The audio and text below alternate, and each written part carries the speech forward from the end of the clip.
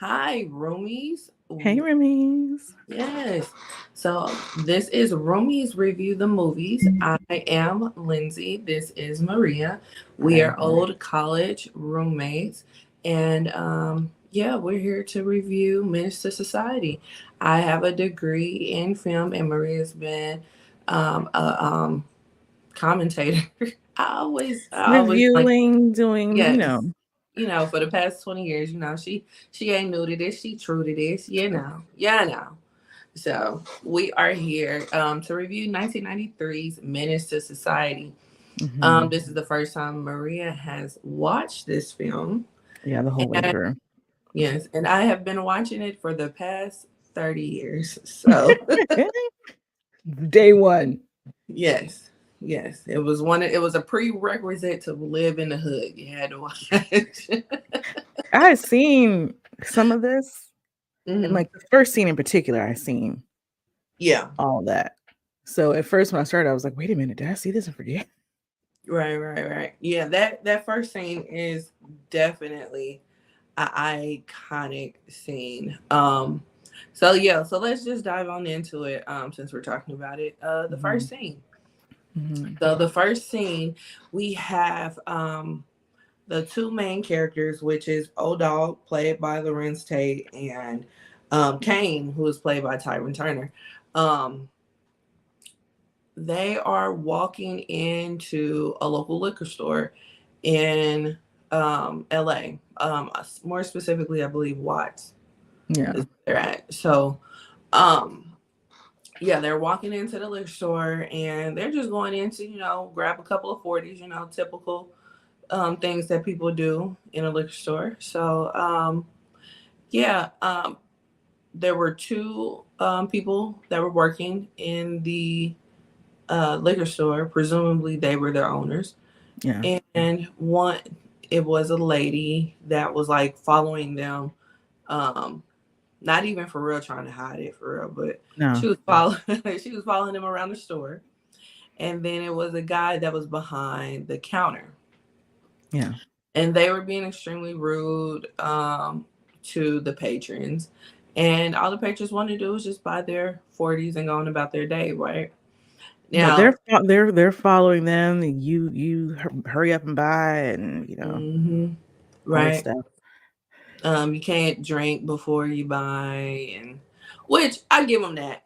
Fair, right? Yeah, I give them that one. That's Yeah. the only thing. That's the only thing I'm gonna give them. But yeah. So it's already a hostile situation hmm because the owners made it a hostile situation. hmm So they go in, or they go to the counter, and they're trying to purchase the 40s. And while they're leaving after purchasing the 40s, the owner does not let them go without saying one more comment, hmm which sealed his fatality. I bet your mother is real proud of you. Yeah. Yeah. They said, I'm sorry Why for did your you have to say anything? right. I'm sorry Yeah. for your mother. Yeah. What? Like, if anybody heard that, they would have been pissed off. But you tell some people that you already are definitely afraid of that. Yeah. And you've already been antagonizing them. Right.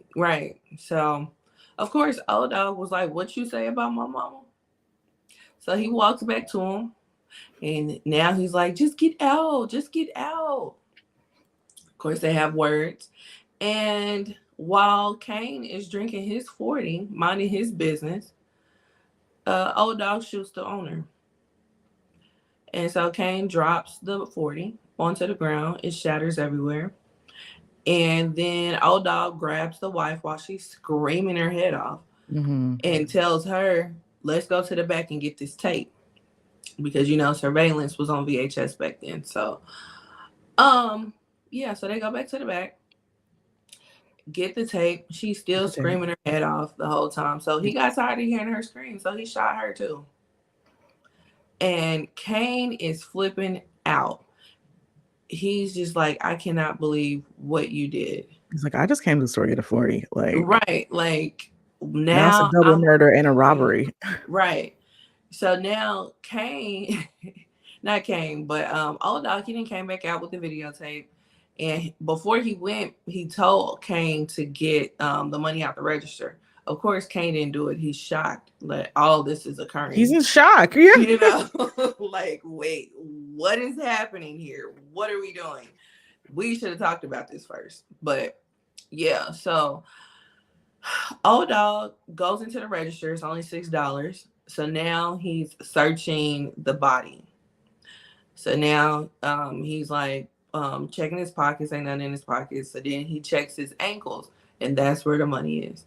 So he takes the money, still mad that he didn't have that much on him, but nonetheless, Kane is like, I'm out, because you hear sirens and everything. So Heck he's like, yeah. I'm out. So And this scene, I'm sorry to interrupt you, Lindsay. yeah, But it totally, of course, reminded me of like the whole thing with in 1992 that kicked off the Rodney the King right, yes, stuff. Because you had the young girl who went to a corner store to get some orange juice or whatever, yeah, and the owner thought she hadn't paid for whatever reason and just shot her yeah, over orange juice. yeah, right, and only got 5 years probation for that. And there is a Netflix documentary about that situation too. Mm-hmm. If you've never seen, if you've never even heard what we're talking about, yeah. And so, but yeah, I did 20 years ago, 22 years ago, I did a paper in college on the 92 riots, and that's when I found out about that. Mm-hmm. So yeah, it was crazy, crazy situation. But yeah, it is reminiscent of that. And that was pretty much like what was going on in that part of America, was that they had a whole lot of Asians that were owning these convenience stores, liquor stores, whatever, in black neighborhoods, but they were extremely racist towards them. Mm-hmm. So it was always a hostile situation, you know. Yeah, I So had an experience with that too. So yeah. yeah, it was like my birthday. Mm-hmm. And it was the first time I had a sleepover and everything, and we wanted to go to the dollar store and just like pick up whatever, right? Kids love the dollar store, right? Right. I'm like 10. And so we go there. It's this older lady, and like, I think probably somebody who's her granddaughter, maybe. Mm-hmm. And she says something to the granddaughter, and we just go out the store. We're with my dad, and we're just going through the store, whatever. And the little girl is following me, like specifically me. And everything I touch, she touches, straightens it up or whatever. Oh, I mean, wow. she's right behind me.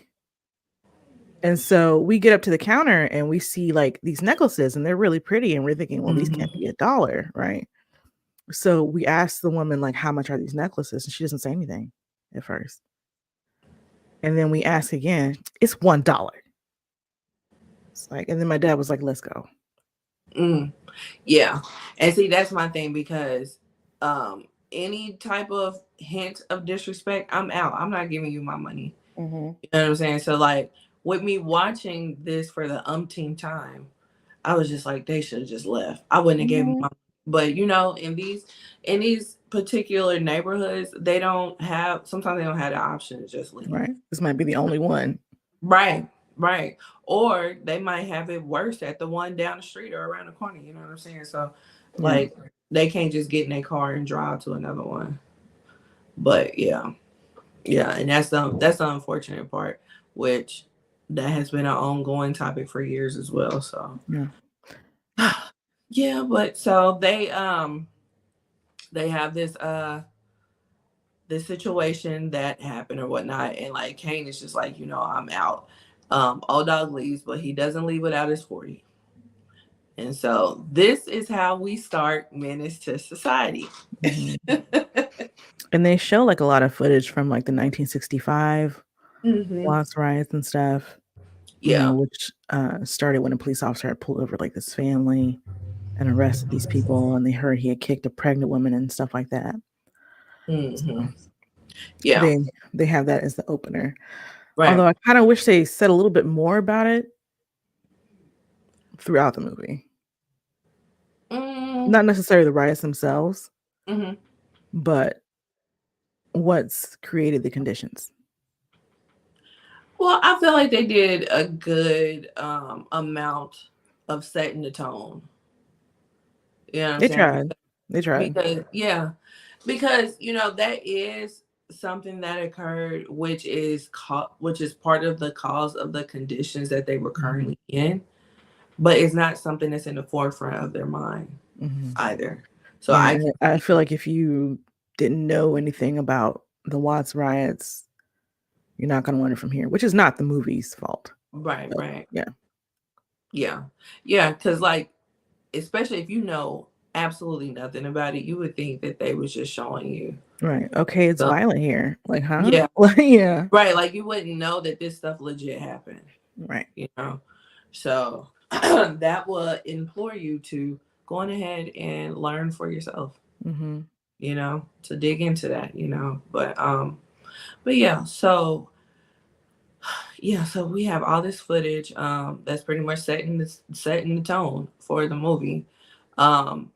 They had all that happen in the 60s, and then they go to the 70s where the drugs really took a toll on this area in a really bad way. And it was heroin. It was heroin in the 70s that they were showing. And so this is when we see Kane's parents. Kane's parents are played by Candy Alexander and Samuel L. Jackson. I didn't even recognize Candy. Mm-hmm. I knew she was supposed to be in the movie. I was like, where is she? You know, when you said that she was in the movie, I totally forgot that she was in the movie. Because, you know, she's in it for 2 seconds. You know, yeah. But under a very hectic wig, so in a dark room, it's kind of hard to see her. Right. The cinematography is like on point during these flashback scenes. And you know, Samuel L. Jackson had on his wig too. And then when you think about it, like back then, it wasn't the Samuel L. Jackson. Like you may have noticed him because you saw Jungle Fever. You know what I'm saying? But he wasn't the Samuel L. Jackson. Right. He was building a name for himself. Yeah. So because like other people in the movie had bigger names than he did at that time. Glenn Plummer, who plays Cornell, we knew him more than we knew Samuel back then. They call this era in Samuel's career his rise to prominence. Yeah. But I mean, the killer part about Samuel's performance is that yes, it was like that quick. However, he definitely made a mark. You know, he definitely made a mark. Well, yes, he did, because they're sitting there having a party.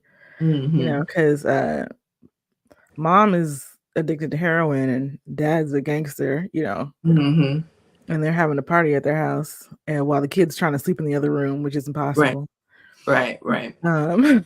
Yeah. And some dude had just gotten out of who's they're playing like poker with, I guess. I have no idea what they're playing, but anyway, he owes cards, some card game. Yeah. He owes Tat, which is Samuel's character, some money. But he really just got out of prison like 2 weeks ago. I don't know where Tat think he gonna get that money from, but anyway. Hey, okay. Right. But he's very much like, you'll get it when I get it, you know, whenever I feel like giving it to you, just like real attitude, which I was like, you're giving a lot of attitude to be up in my house. Hey, you owe me money. Like, just the disrespect alone would have got your ass murked. Like, and he's kicked out and beat up, you know. Right. But Tat just shoots him right there at the table several times. Yeah, in front of everybody. And then wants to go on playing the game. I'm like, what? Right. So I'm just supposed to continue to play this card game with you with a dead body. Yeah. Now who gonna be the fourth? Like, like your girl over there throwing up. Yeah. The kid is shocked as hell, and we still need a fourth. How we gonna play? Like, yeah, the other dude, he looks at the other dude because he's like, man, you didn't do what, you know? Right. And he's like, you owe me money? He was like, no, but here you go. Like, right. And that was what's his name? Ezel. What is his name? AJ Johnson. Anthony AJ Johnson. That's what that was. Yeah, but yeah, it's a whole lot of quotables from this movie, but one of them was from this scene. Tat tat tat, what the fuck, man? Like, I guess that's why they named him Tat Tat Tat. Right, right. So, yeah, and then the dude that he shot is the head over at Grey's Anatomy. That was him? Mm-hmm. I can barely Yep. get a look at him. I have to go back and Yeah. take a In look. 5 years in the joint. He's a doctor. Right, right. So yeah. So Tat killed that man in front of everybody. And yeah. So that pretty much set the scene on the type of environment that Kane was being brought up in and whatnot. Mm-hmm. And the one saving grace that he had was one of his dad's friends, which was Purnell. Purnell took a particular liking to him and really looked out for him and Yeah, whatnot. at one point he tells Purnell, "You were like a father to me," and I was like, "But you had your grandparents." Yeah, What happened? yeah. I'm thinking just like the grandparents were the grandparents, like, and Purnell was like a father figure. Like I can see, because his grandparents were older, so I can see them not really like if he wanted to go out and play or do any sports, I could see them not being there, or maybe coming to one or two or something like that, and just being grandparents, even though that he was in the house with them after his parents passed.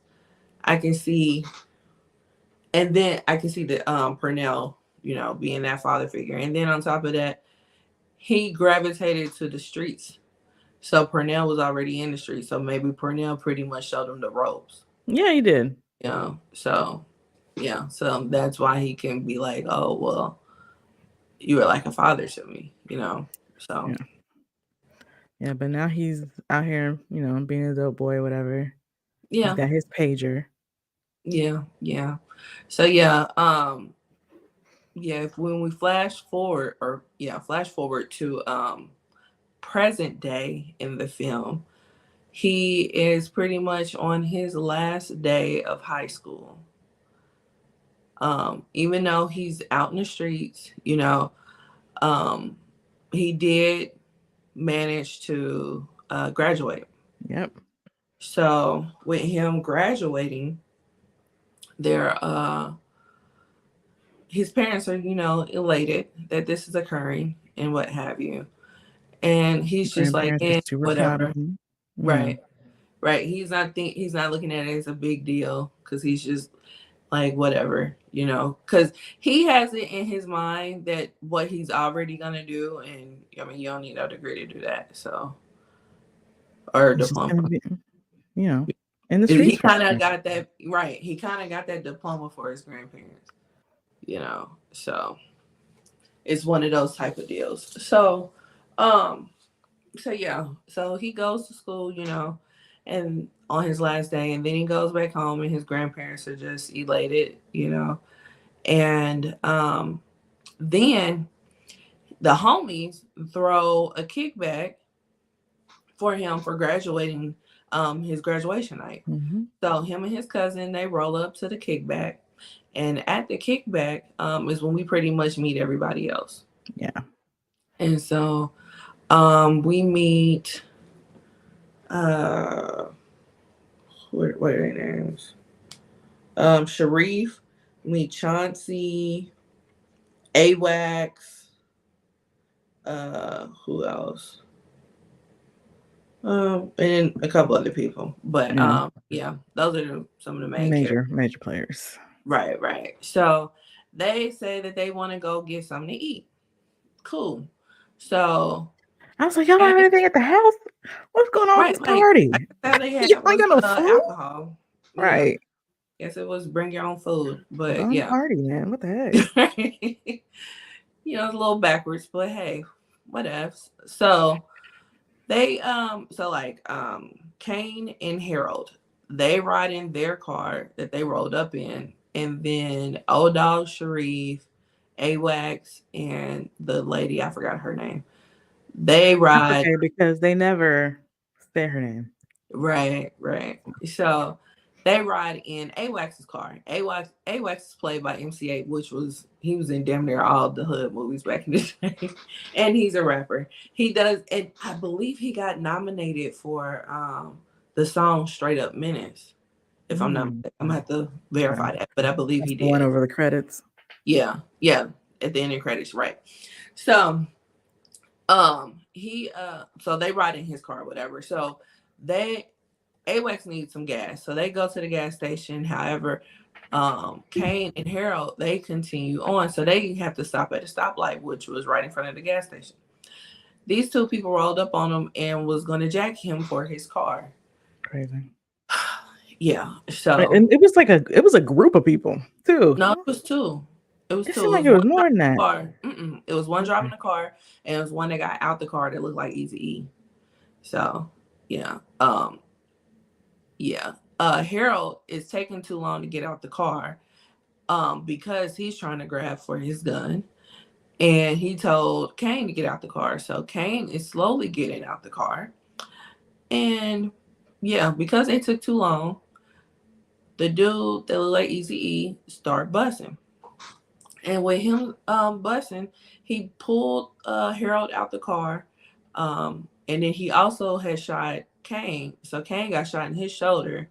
So he's like limping over to the bus stop while the dude pulls Harold out the car, gets in the car, wipes the blood off. Because he done shot him so much. The blood's all over the windshield. Yeah, he shot him. All the blood everywhere. And he just wipes it off like it's just like some water. And then they drive off. Harold's laying in the middle of the ground, twitching because he's losing his life. Mm-hmm.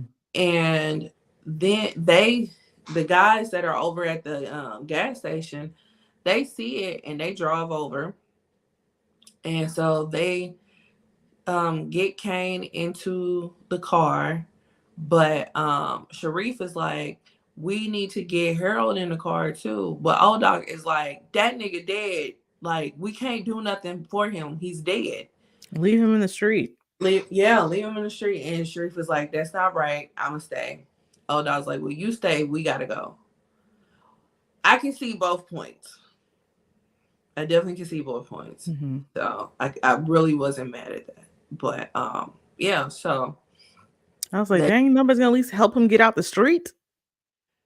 Yeah, but at that point, they didn't know specifically where Kane was shot. So, seconds matter. Yeah, seconds matter, but I'm like, you could at least help him get out the street. I mean, because there's several of you. So. Yeah, this is true. But like I said, I also understand. I understand, like, having to leave him, which is really fucked up, but I do get it. So, anyway, so we are headed to the hospital. With us headed to the hospital, they get there. The hospital, of course, is overcrowded with sick people and whatnot. And they bust in. Yeah, they bust in with this man that has a whole white tee full of blood, and they're trying to get them to sign the paper, and then they realized talking about paperwork. I was like, girl. Right. When she realized what was going on, her mouth just dropped, and they was just like, fuck your papers. The AWACS heard about that, and that's why he said, I gotta go be a doctor because I can't let this happen anymore. Right. Right. I can't. So yeah. So they obviously got him some help, and he was in the hospital for a few days, and then he went home. But yeah, he's also been looking after Ronnie, who's Purnell's baby mama, and her baby Anthony. Right. And Anthony looks like he has to be about maybe 5. Yeah, 5 for sure. Yeah. And it looks like Ronnie and Kane are supposed to be peers of some kind, like maybe a couple years apart or something. But Purnell is definitely much older. Yeah. And I was just like, oh, we need to call the cops. What's happening? Yeah. She's talking about studying for something, she had to study for something. Yeah, yeah, because she was taking classes. Yeah, there was definitely a significant age difference between Purnell and Ronnie. They never established what the age difference is because there's also an age difference between Ronnie and Kane. Mm-hmm. So, Yeah, because and I just looking at the actors, the uh, guy who plays Purnell, Glenn Plummer, is 10 years older than Jada Pinkett Smith, mm-hmm. who plays Ronnie. And if she's like still studying for school, whatever, and they're still kind of peers, but this kid is 5 years old. Yeah. Yeah, and then he was like around when his parents were around. So it's like, was he closer to Kane's parents' age, or was he like a young gun for the parents? Right. You know what I mean? So it's like Mm-hmm. Either they way, don't. Yeah, he they should not don't. have been messing with Ronnie. Right, right, right. It definitely. I can bet the money. I can bet the house on there definitely being some statutory situations It's going. giving statutory for sure. Yeah, yeah. So, but yeah. Yeah, so she was the one that came to the hospital and took him home and whatnot. And yeah, so Yeah, because he's always trying to sneak them money. And hmm like, he's like, Anthony's he's my dog. So, because he's hmm like, because Anthony's like, I need a new big wheel, basically. right, right, right. He already know what it is, so he be milking them. So but like he comes home or whatnot, and yeah. So now we hear about how Kane is pretty not Kane, Old Dog is pretty much showing the tape to everyone He's after. showing the tape to everyone. Yeah, Like this like is after a sports Kane highlight reel.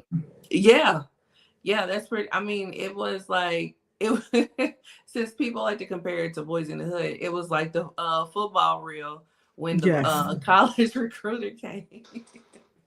It's like put this in.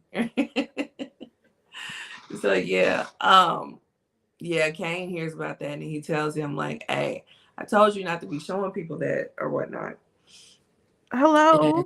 yeah, yeah, it Could was you crazy not show evidence of your crimes to everyone? to everyone. Now everybody's seen it. Everybody It's thinks it's funny. They're playing especially it when he was over, not the one who shot anybody. right? And so they playing it over Chauncey's house, and Chauncey's like, "I want a copy of this," and so he ends up getting a copy of it. Crazy. But yeah, another part of this scene was that a guy comes into the room with a rifle and points it at Old Dog and ends up giving Old Dog the rifle. Now that person was too short. I don't know if you caught that. Oh no, I didn't. Yeah, that was too short. So, so yeah, Because it's very short. There's a yeah, lot of pointing guns at people for yeah, jokes in this movie. right, right, That and was none of just that is like funny. None of it that is kills funny me. at all. I Right. like no. Yeah, yeah. So, um, yeah, he had pointed the gun at him and whatnot, or Old Dog just casually points it at everybody that's sitting on the couch, and they flip out, Yeah, they which do. understandably so. You know. Also, your boy had just been shot. He just got out the hospital. So he has PTSD. Hello. Yeah. Right. So there's this one scene where Kane goes over, not Kane, Old Dog goes over to Kane's house to pick him up. And this was like right after he had got out of jail. Or not jail, but the hospital. And so that he was about to leave, Kane was about to leave with Old Dog, but his grandfather stopped him and was just like, let's have a conversation. So he has a conversation. Well, hold on. So when this is happening, he's just sitting there with his grandparents, and they're watching "It's a Wonderful Life."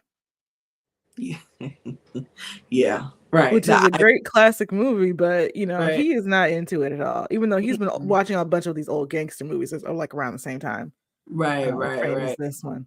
Yeah. But he's looking very bored, which I was Yeah. like, man, it's actually a good movie though. But I can understand why you might not be like, okay. A 18-year-old And it's probably watching. not even Christmas. Like, why are we watching Yeah. this? You Right. know?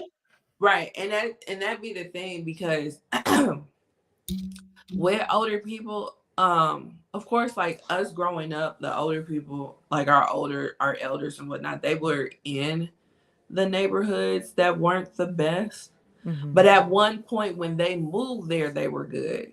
Mm-hmm. So it's like it's like the grandparents are kind of oblivious to what is actually taking place Yeah, that outside. doesn't make any sense to me though. Yeah. Like, my great grandmother lived in the projects like Mm-hmm. her whole life, and she was not oblivious at all to what was going on. Mm-hmm. But she was not involved, but she was also a part of the community, right? Like Mm-hmm. they would throw her a block party every year for her birthday, Mm. you know. Cool. Yeah. So it was very strange to me. It seems like the grandparents live in a very different insular world when directly outside their door they can see everything that's going on. So Mm-hmm. that was kind of strange to me, but Yeah. yeah. I mean, Also, it's they were very they seemed extremely patriarchal, the grandparents. well, Because older like, people were. I mean, some older people, I mean, no doubt, Yeah. for sure. But I'm just saying what I saw, right? Yeah. Yeah. So like, because there's this whole thing where the grandmother almost doesn't talk that much unless the grandfather is kind of like, you can talk now. Like there at one point where they have a conversation later and they're talking to him and they're both standing up, but she's like standing up with her hands held and her head's kind of down, right? It's like, what is going on in this?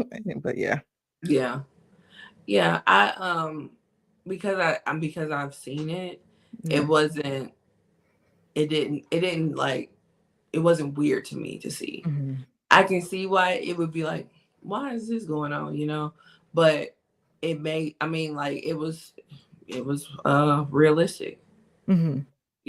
So but yeah, like my grandma, she would be in the house watching Bobby Jones gospel and they having a whole shootout outside. Mhm. Like that I mean, she knew stuff was going on, but it wasn't enough to move her. Mhm. You know what I'm saying? That's just what it was. Like, but it just seemed like with them, especially with them playing It's a Wonderful Life, they were just completely Yeah. oblivious. Yeah, it seemed like they did not even know what was going on, which is Right, like right. They that was the doing a part where I was whole like, crap huh? game outside. Right. Like, Y'all don't know what's going on? What's your grandson's involved in? Y'all never talked about this before? Like, yeah. And you it's know, like typically in like a movie like this, they would at least say something. yeah. But I feel like he knew, but he just didn't want to talk about it. But I feel like him trying to talk to him about doing something with his life was Mhm. his way of addressing, Mhm. you know.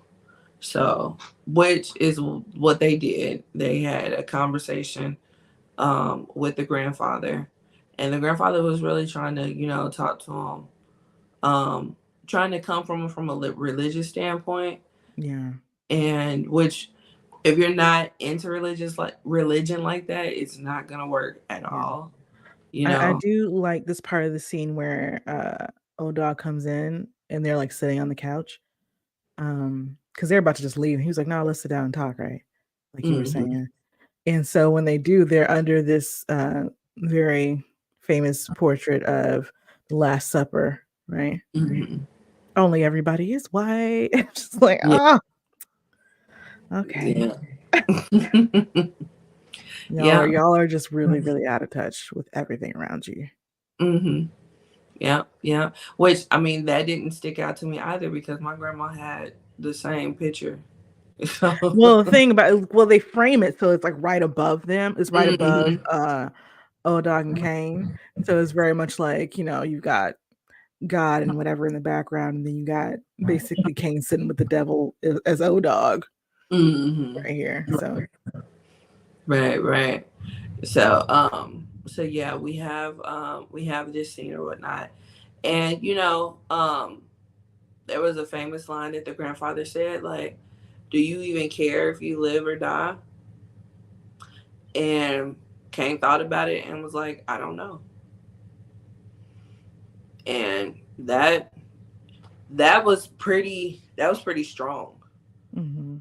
You know what I mean? That was a pretty strong statement.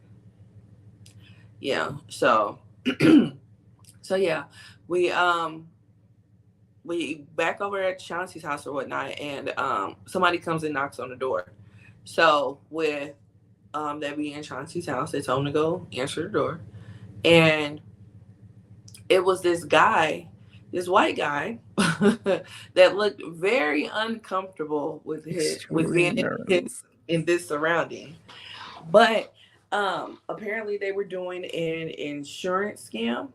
So he hired Chauncey to go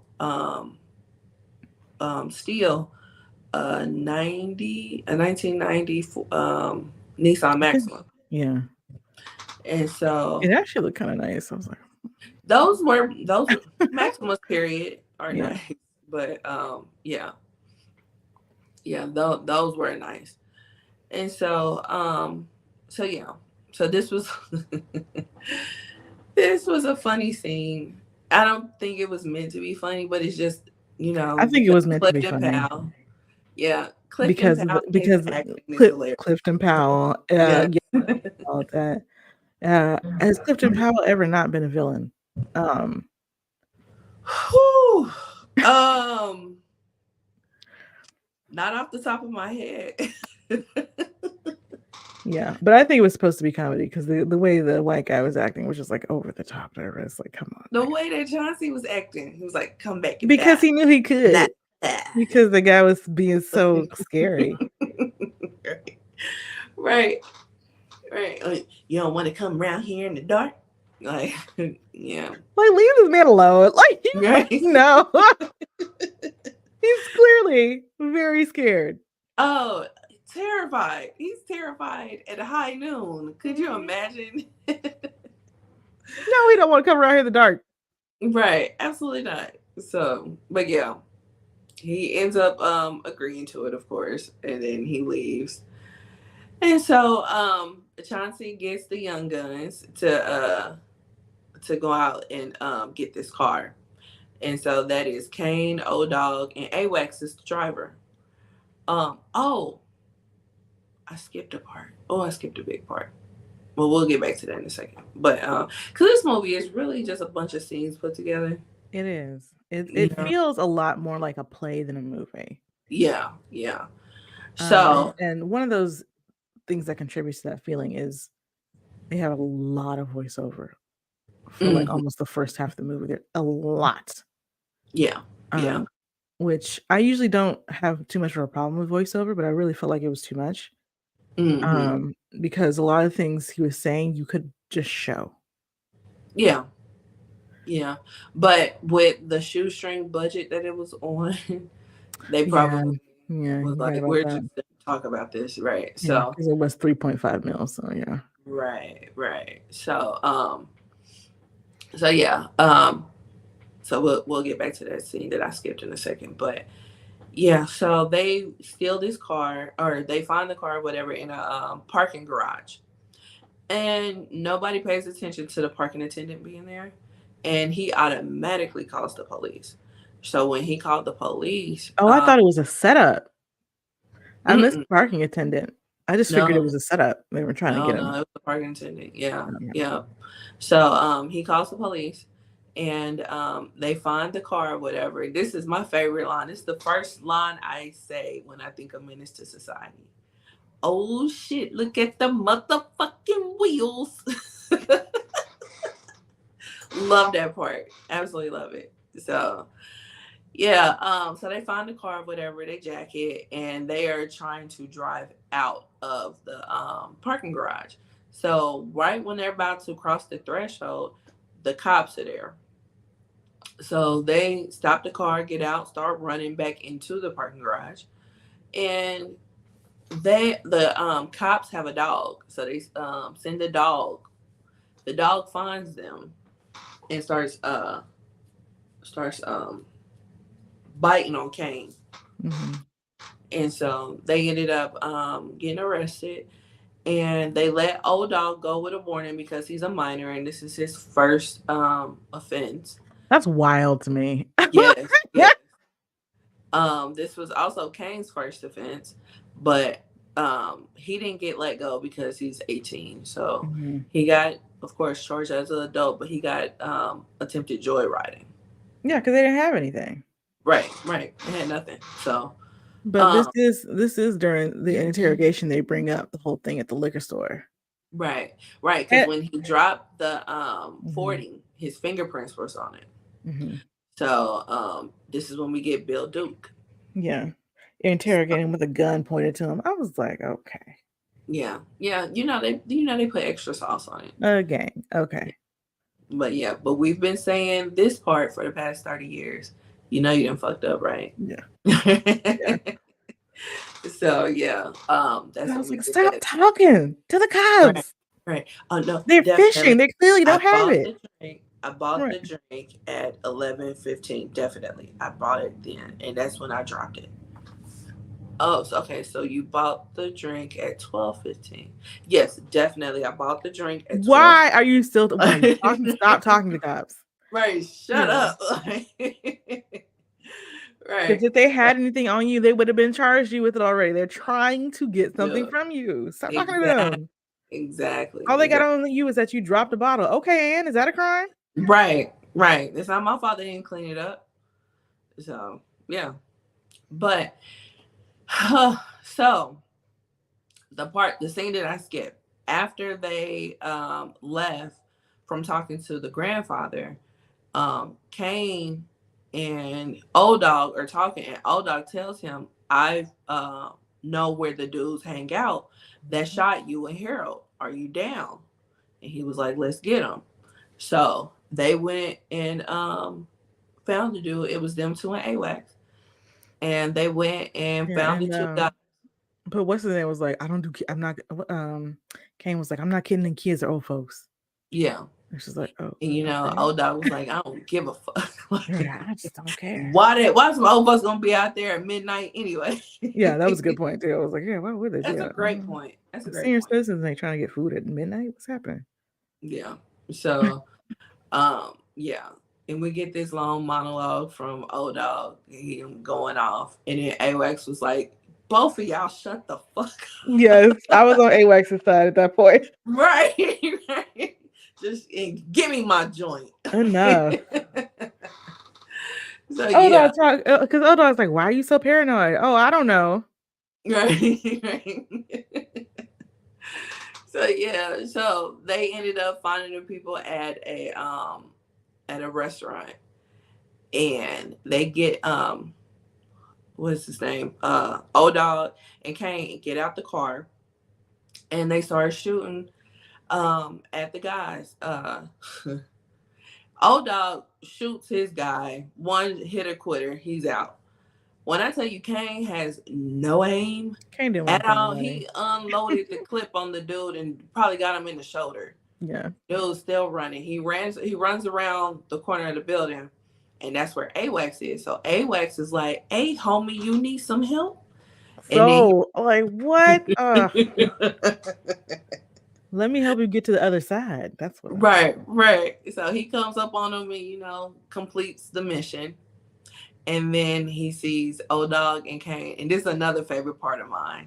He was like, come on, niggas. I freaking love this movie. So I've been saying that for the past 30 years too. Come on, niggas. So yeah. There's also a lot of talk about hamburgers in this movie for some reason. Yes. Everybody's talking about a hamburger like every other scene. Like, because where they were was a place like a burger place. Right. And then there's a scene where Old Dog just kills this junkie addict for no reason really, and then steals his burger. Yeah. And it's like, anybody want a burger? Like, no, you absolute psycho. Like, even the people who were with him were like, what is wrong with you?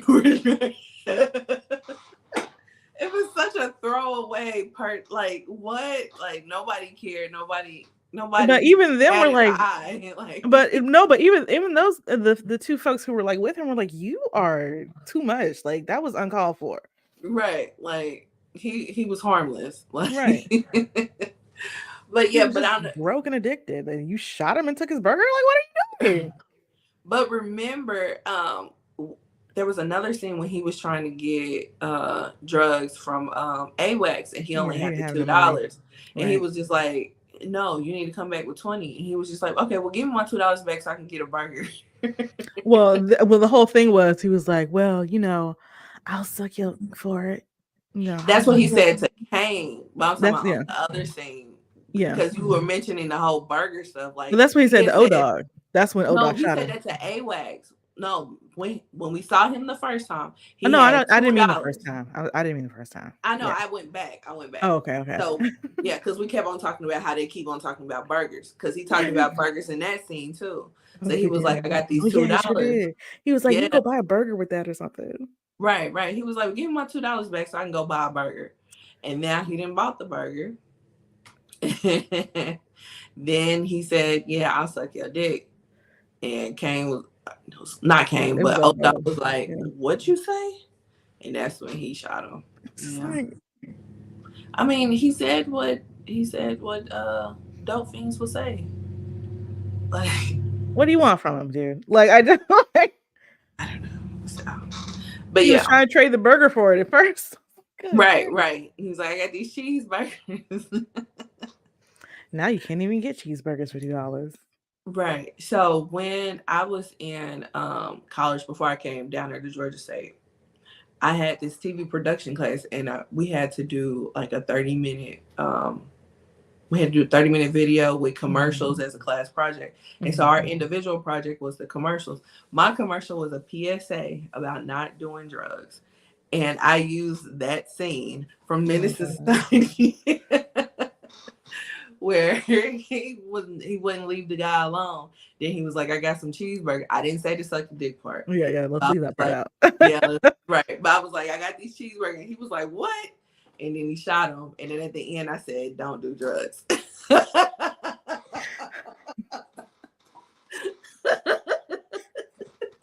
Just cut the other part out. Right, right. I had to cut it.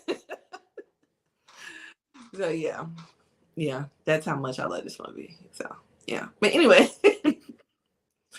so fast forward, we do the whole carjacking, and Kane had did a few months for that joyriding thing, but like I said, old dog got off with a warning, and so so he gets out, and now he's back in the dope game, and he ended up getting a car. He got a Mustang. He got a Mustang drop top 5.0, which was a big deal back then. And so, it looked like they had, it was a flip car. So he bought it from some chop shop or whatever. Okay. Yeah. Excuse me. So they bought the car, and now he's like, "I need some wheels." And this is another iconic scene. So he is at this stoplight, and this other Mustang pulls up on him and has some nice Dayton's. Real nice. Yeah. So he ends up jacking the dude at the drive-through of a burger joint. Another burger. Yeah. And he was like, he got into his passenger seat while the dude was at the menu. The speaker. Yeah. Speaker. Yeah. He got into the passenger seat and, pulled a gun on him and was just like, "Give me your shit. And also order me a double burger with cheese." And he was like, "What?" He's like, "I want the car, I want the jewelry, and I want a double burger with cheese." Yes. And so he was just like, "We supposed to be brothers." "Oh, so you trying to be smart? Give me your shit." I'm Jack trying not to get robbed. Right. Made him order the double burger with cheese. And so then, because he asked for a double burger with cheese, so then the dude ordered it and he forgot the cheese part. He got mad at him for that. Wild. And he was like, a double burger with cheese. And he's like, oh, so you trying to be smart? You trying to be funny? I was cracking up. So yeah, he got the Dayton's, he got his money, he got his jewelry, and he got his burger with cheese. So His double now burger with cheese. his Do double burger not with get his order right. wrong, Lindsay. I apologize, King. I really do. Do not come get me.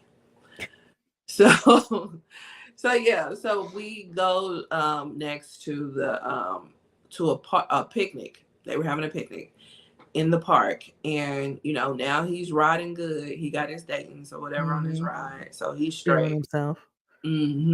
Right. So then he pulls up on this girl, and he hollers at the girl, whatever. He ended up getting her number. Alina, yeah. And so then he goes over to the picnic, and this is when we see Charles S. Dutton's character, which is Sharif's dad. And he's like a cool older person that, he seemed like he was like a little knucklehead in his day or whatnot, but he got his head on straight now. So he's a good person to talk to. And whereas like his grandfather was coming at him on a religious aspect to try to get his life together, he's coming at him on a more realistic way to try to get his life together. Yeah. Because at one point in the later scene, he's like, my son's all about Allah. He's like, well, if that works better than Jesus, I don't care. Just as long as he's not doing all this craziness. Exactly. And so, because like Sharif is like a devout Muslim. Sharif's only personality is Muslim. Yeah. That's the only thing he ever talks about. It's the only thing he the only descriptor. Every scene he's talking about Allah. He's talking about, I'm trying to keep you brothers away from this poison, or because like at the picnic he had the whole Quran they're trying to read to everybody. I was like, Sharif, right, but he's still hanging out. Yeah, he's still hanging out. But I wonder how bad it was before for him. You know what I mean? Like, was he the worst one out the crew until he found the nation? Like, I would love to know his origin story. Yeah. You know what I'm saying? Especially with a daddy like his, I was like, how? Yeah, right. Because him and Chauncey was so fond of me. He has the prettiest smile and the nice, pretty teeth. But Chauncey Clifton Powell. You got a little Clifton Powell crush. No, not you play Chauncey. I said Stacy. I meant Stacy. I'm sorry. Okay. Yeah, I did not mean Chauncey. I meant Stacy. Okay. So let's be clear. No, I'm talking about Stacy. So Stacy and Sharif, they are going to Kansas. I believe Sharif is going to play football. And no, not Sharif. I thought it was Stacy who was going to play football. I keep getting the things mixed up. Stacy was going to play football. No, Stacy was cute. Nice clear face. Yes, very, very pretty smile. And the dimples. I understand why. Girl, how many times you watch this movie? 1,000,001. Like, I have it on VHS, I have it on DVD, and I watch it on streaming. I have watched this movie. So, Stacy, has 1,000,001 kids, and right. He's got like this like pack of diapers and a baby doll in the back seat of the car. I was like, what is going on? Right. Then he was like, I gotta go see one of my kids. I was like, how many do you have? Right. And then that little baseball bat, when Kane was like, what the fuck is this? Yes. And he was like, man, Stacy Jr., man. And you just like, I was just like, because he's going to college to play. I'm like, yeah. And he got $1 or $2 because he had a drop top. Yeah. You know what I'm saying? And it wasn't like raggedy. It was cool. It was very clean. Nice and clean. Yeah. So it's like, do you got one foot in the streets too while you playing football? Right. So what's happening? I guess know. he got to play football to support all these families. I guess so. I guess so. But yeah, so we have yeah, we have them trying to get Kane to go to Kansas with them. Mm-hmm. And so we also have uh Charles S. Dutton's character at a later scene talking to Kane about going to Kansas as well. And he's coming at him from a realistic standpoint, leveling with him. And I feel like it was starting to sink in Mm-hmm. that he needs to do something Yeah. because it's not going to happen here. Yeah, because he's basically asking him, like, well, what do you see? Because he's like, I don't know anything about Kansas. Like, why would I want to go out there?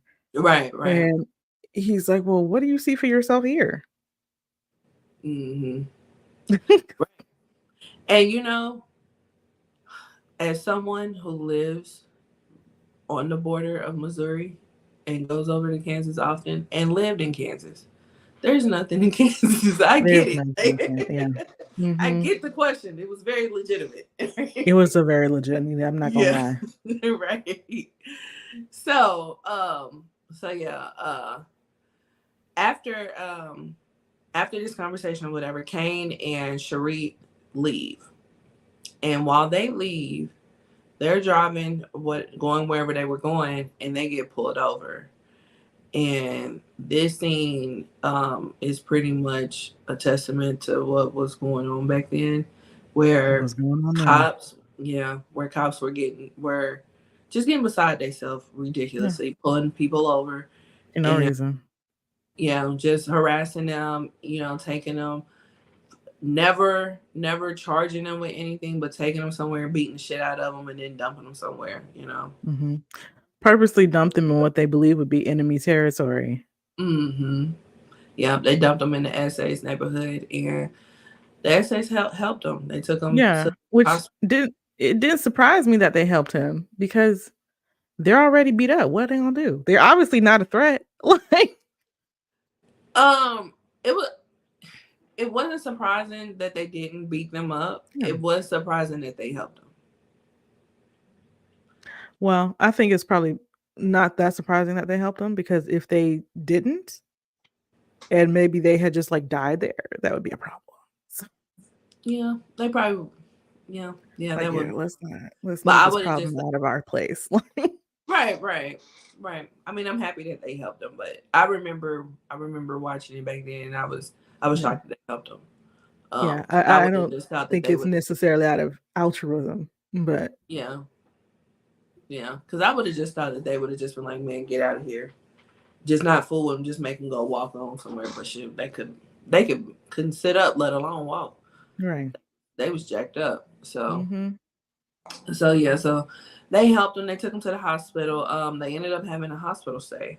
While Kane is in the hospital, Ronnie comes and visits, and she tells him how she is going to move to Atlanta because she has a new job opportunity. And he's halfway listening, and then she drops it on him that she wants him to leave with her. Mm-hmm. She's like, or not she. He's like, yeah, no, I don't think so. And she's just really laying it on him like, you ain't got. She kept saying this. You don't have jack shit going on here. Yeah. Why don't you just leave it? And he's just like, so I mean, just because I changed the scenery, ain't nothing gonna change. Like he's a very negative Nancy. Yeah. And before this, when they were all in the car together, they're like, why aren't you sleeping with Ronnie? I was like, why does he have to be sleeping with Ronnie? I think because everybody picked up on how Ronnie was feeling him. I guess, but I was also like, if he's not feeling her, or maybe he feels differently, then just let him feel that way. Like, anyway, but that was just me. Yeah, I think he may have feelings for her as well, but because of his love and respect for Purnell, he never would have tried her first. At least not first, Yeah. So, So yeah, so she was telling him, you need to leave, you need to do something. So this is like a third person that's telling him he needs to leave. Yeah, and Atlanta sounds better than Kansas. Yeah. Obviously, because I left. And also, So, they just say Kansas. We don't know right, we don't know where where. Like, going. just Kansas. Like, like what college? Like, it'd be different if you were going to Lawrence to go to KU or even Manhattan to go to K State. But are you going to Wichita? Like, Right. What are we talking what about? are we doing? Like, what part? You were just saying Kansas. That's it. Right. So, but yeah. So he has a third person that's telling him to leave. So they are I think the next thing that we see is the going away party. I Yeah. think next. Okay, yeah. So we have the going away party for Ronnie.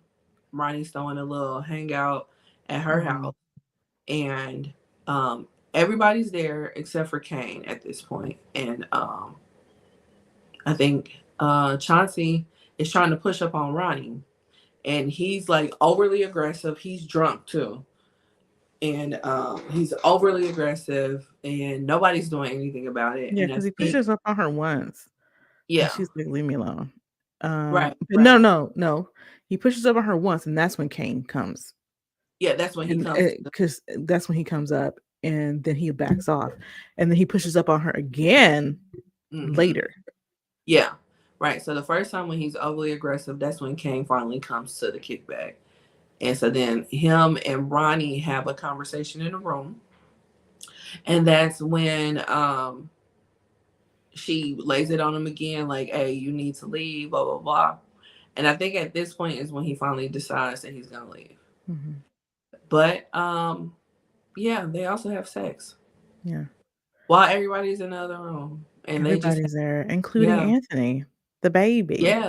The baby who's is there while the in party's the going on. room. He's like a mirror for Mm-hmm. Kane's younger self, because Kane was at the party with his parents, and then somebody gave him some beer, liquor, or whatever. And Mm-hmm. so, same thing happens, or is about to happen with Anthony. He comes out and he's like, "Let me try some of that," because he asked his mom for beer. She was like, "You can have some juice." You're right. Uh, and O-Dog's about to give him the beer. And I think I can't remember who it was who was like, "Go back in the house," but his mom eventually came back out and got him. Mm-hmm. Yeah. Yeah. And so we have this whole scene of them having sex or whatever, and Do then we they have a whole scene of them having sex, or does it just fade well to black? we have a scene. It's not of them actually having sex, but I guess like them on their way to having Right, sex, I it should fades say. to black. Yeah, right. Because like the songs change and everything, and it's Mhm. a whole romantic scene. But yeah. So now he's feeling differently about what just transpired. There's a lot of things going on in his head because now he's back out at the kickback at playing cards, and he got a whole lot of things on his mind. Right. While he's playing cards, Chauncey is overly aggressive with Ronnie again, and he is overtly aggressive. Very. And she is really like Fighting fighting him him off. off. Yeah, like it's pretty bad. So And when everybody's just sitting there and watching. they're just sitting Like watching, nothing's happening. Like like, they don't know these people. that's Hate Nash Chauncey. Like so You're while in this is her happening, house watching yeah, this happen to her. Sitting back doing and nothing. nothing, not a thing, not I one can't thing, imagine. not one thing. I would be so pissed. I would be At extremely pissed. everyone.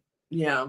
Like I would tell everybody to get out at that point, you know. And But don't ever come back. I won't see no, any of you for the rest of my life. at all. At all. So we have them this happening or whatever, and Kane is getting more and more pissed, right? So while he's getting more and more pissed, he asks old dog if he got his gun on him. So Stacy and Sharif are like, "What are you about to do? Like, what the hell is you about to do?" You know. So he old dog gives him his gun. He takes the clip out, and then he goes over and grabs Chauncey and starts pistol whipping him and beat the hell out of him too. Mm-hmm. He definitely beat the hell out of him. And And they're like, "Oh man, you're doing too much." I'm like, right, "What?" right. And so Sharif and Stacy, they pull him up off of Chauncey and drag him out. Excuse me.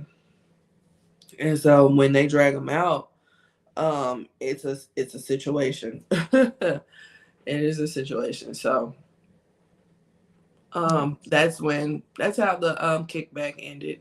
That was definitely the end of the kickback for sure. Right. So back at home, Kane has a phone call. Well, before that, we see Chauncey is so upset about this whole thing. Okay. I thought it was after this. Okay. But maybe it was.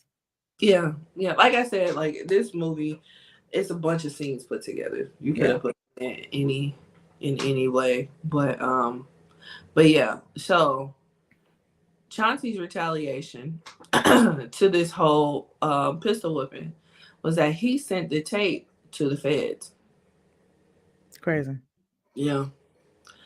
So, Kane gets a phone call from what's her name? Alina. So yeah, so he gets a phone call from Alina. Alina is letting him know, I am pregnant. He's like, what? The baby ain't mine. I had the Jimmy on extra tight. Which is actually bad. Right. Counterproductive, but whatever. So yeah, so this didn't go over well. And she's like, "You can take life, but you can't take care of one." Yeah. And also, at one point, oh no, it's later. Okay, yeah, go ahead. Yeah. So yeah, this situation happened on the phone, and they ended up hanging up, and she's like, WTF, and he's just like, whatever, I'm going on about my day, or my night rather. So yeah.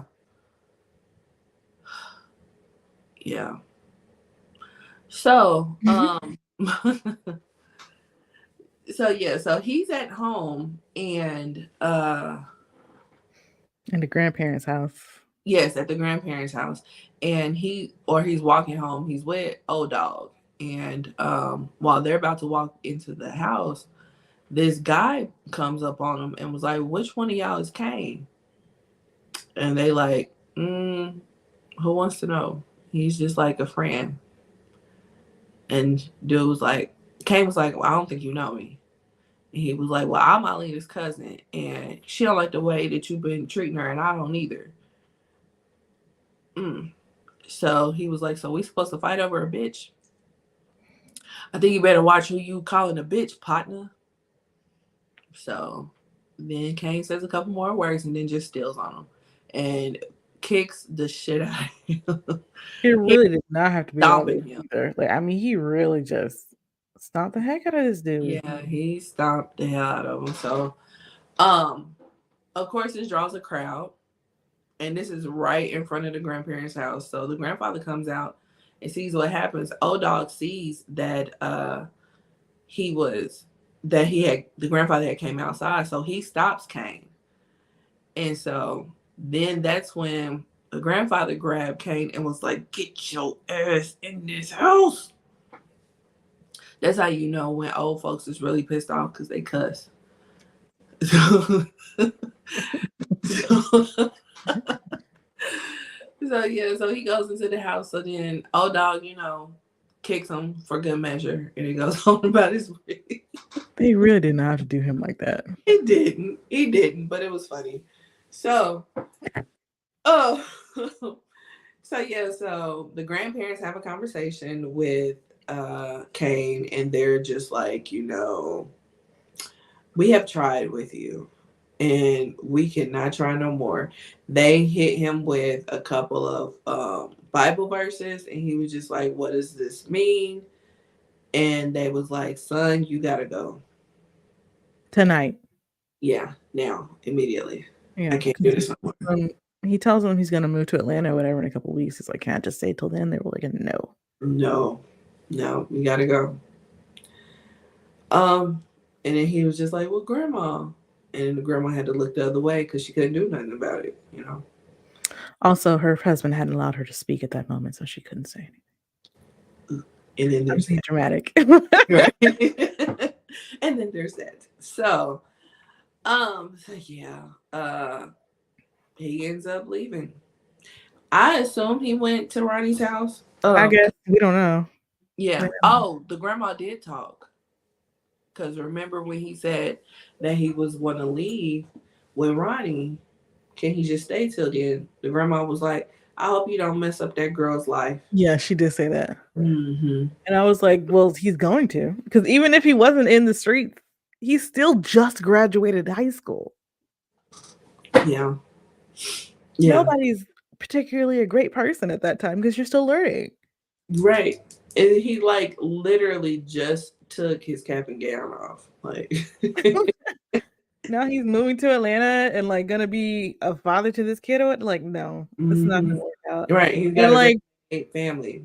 right. And Ronnie's whole deal with him is like she's attracted to his potential, which just means when you're attracted to something's potential, it means you're not really happy with what you have right now. You think it could be better. Mm-hmm. And all they need is you to help them do better. And I was just like, "Ooh, this is not the move, Ronnie. You actually just need to leave. Like, Mm-hmm. he's Yeah. absolutely gonna mess up your life." Yeah. Yeah. And Absolutely. not because like he's a bad person or whatever, not even because he's running the streets. I mean, even though that's a factor for sure, Oh but yeah. just too young for that Mm-hmm. to really Yeah. be able to handle that. Just Right. don't Right. have life experience. Right. Exactly. And I get the good intentions because they are absolutely right. Whether he goes to Kansas, whether he goes to Atlanta, he needs to get the hell out of Watts. Hmm. He gotta go. It's But too he much. has to be Too doing much. something else. He just talking about Right. moving. Okay, moving to do what? To do where? Where? Exactly. Like you gotta do something else. Because if he But doesn't have a plan for his life when he gets there, or it's something he wants to do when he gets there, whatever, he's just gonna end up right back where he is. mm-hmm. They be doing the same shit, He's gonna do what he knows. Yeah. Yeah, absolutely. So he leaves. And so now we're at the point where they are about to leave town. Oh no. Oh no, I take that back. The scene before he got into it was him and Ronnie, and they went to go visit Purnell at the jail Mhm. or prison. And with them going to visit them, like Ronnie 100% can't stand Purnell. 100%. And so Honestly. you said what? I said, nor should she, honestly. Yeah, yeah. I mean, the oldest she probably could have been when she got pregnant was 15. You think so? Definitely. Mm. If the kid is like 5, that means she would be 20 maybe. And then Kane would be 18. But they're very much like very close in age. You think Kane and Ronnie are close in age? Yeah. See, I didn't think that. I thought that she was probably like 25. Oh no, I didn't get that. Yeah, that's what I got. That she was probably like 25, and she had Anthony at 20, but she had been messing with Pernell for some years. No, If I if, it if seemed not very much to me like 25, she was if not younger than 25. 25. Okay, if not 25, then probably 22 or 23. But she was not 20. No, it's more than just a 2-year difference between her and Kane. I don't know about that. And And then But of course Purnell, they don't say. So huh? I said I don't know about that, but of course they don't say. No, they don't say. But I was giving Purnell and her at least 15 years. 15 years? What do you mean? Like the age difference. Oh, I was gonna just go with the 10 between the actors because again, nobody tells us. Yeah, right. But yeah, that's what I was giving them because I was still in the mindset of him being an adult when Kane was little, but he was younger than Kane's parents. Yeah. So yeah, but yeah, no, it had to be more than 2 years between Ronnie Right. and Yeah. Ronnie and Kane. But excuse me. So yeah, this was the first time that Kane went to go see Purnell, and so So the actors, I'm sorry. mhm. The actors are 1 year apart in age. Hmm, are they really? Because Jada was born in 1971, and I believe guy who played Kane was in 1972. Tyrin Turner. Yeah. That's because I'm like, but they look like real close in age together. Like See, they didn't look that close in age to they me. do to Like me. we knew, okay, more the Yeah, looks. he was born in 1972. Yeah. See, because we knew Kane was 18. Mm-hmm. Kane just didn't look 18. Mm-hmm. But I was just like, Ronnie got to be older. She can't be just 20. So she looked 20 to me. She did not look that much older than him at all, I in my know. opinion. I would have gave. I would have Mhm. gave her older than 20. Way older than 20. Because then also, why are you 23 messing with a fresh out of high school 18? What? Yeah. I mean, we kind of dealt with that with And you Juice. got a baby? Yeah. I don't know, but there's nothing about no high school kid Not appealing. the minute I graduated. Dude, there's nothing I want to see in high You school can't do nothing for it. I know. at all. Not in the least. But oh, excuse me. But yeah, so we have so this is the first time that Kane is going to see Purnell, and they have a much needed conversation, Mm-hmm. and Purnell pretty much, gives his blessing because he already know what the deal is between him and Ronnie, and he's just like, Yeah. Also, he's in it's jail with okay. life without parole. Right, So right. Stacy told us that. So yeah, so yeah, that pretty much was, the clearance that he's okay with them having this relationship because that was his biggest hang up was Purnell. for sure. And Plummer does a good job with the small, role that he has because Mm-hmm. when he's telling him like, you were like a father to me, man, he like drops the phone. Like that's the first time he's ever heard that. And Mm-hmm. he's so shocked and touched by it. And I was like, oh, that was such a great choice because like you Yes, feel it. yes. And this is when we really see the human side of Kane because he drops a tear and everything. Mm-hmm. You know what I'm saying? Like all these series of unfortunate events that have occurred, and this is the time that we really see some good acting and some good emotion, Mm-hmm. Mm-hmm. So so yeah. So they they have this scene or whatever, and then excuse me, then he comes home and that's when he ended up running into Alina's cousin or whatnot. So fast forward again to when they are packing up Ronnie's house. And simultaneously, um, Eileen's cousin is setting up for retaliation, and Eileen is trying to talk him down. It was just like, I don't want you to do anything stupid. Let's just go back in the house. And he's just like, no, we got to handle this. Yeah. So his homies then pulled up. So he goes out to the car, gets in the car with them, and he's just like, All right, y'all, let's go pull this nigga cat back. So they're on their way to Ronnie's house. And Ronnie, Ronnie and Anthony, of course, Kane, O-Dog, Sharif, and Stacy, they're all there, and they are packing. And so with them packing, Ignore that. So oh with them packing, yeah, I was like, hold on, what happened? I know. So with them packing or whatever, they are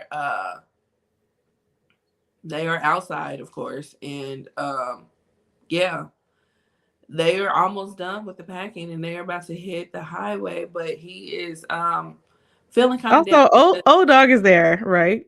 Yeah, And he's just kind of like watching them like fill up the van or whatever. right, And she right. gives him a bag. She's like, take it to the car. He's like, I ain't come here to help you pack. Why are you here? Leave me alone. Why are you here? You sat here and watched me as I almost got assaulted. You can't take a bag to the car? And it ain't even a full bag. Just take Not the bag. even. The bag looks Right. empty, actually. Right, right. She doesn't want you out the house. Right. So, yeah, old dog being old dog, basically. So, yeah. And then wanted some money for it. That's the killer part. Wild. Like, woo. Right. So, yeah. But Kane is feeling some type of way because he hasn't talked to his grandparents. And so Ronnie is just like, well, we can swing by there before we hit the highway. So he starts to feel better about it and whatnot. And so he goes outside. So Stacy goes back in the house. So in the house is Ronnie and Stacy. Outside is Anthony riding his big wheel, Kane, O-Dog, and Sharif. And Sharif still talking about the Quran. yes, Sharif is still talking All about the Sharif Quran. stuff.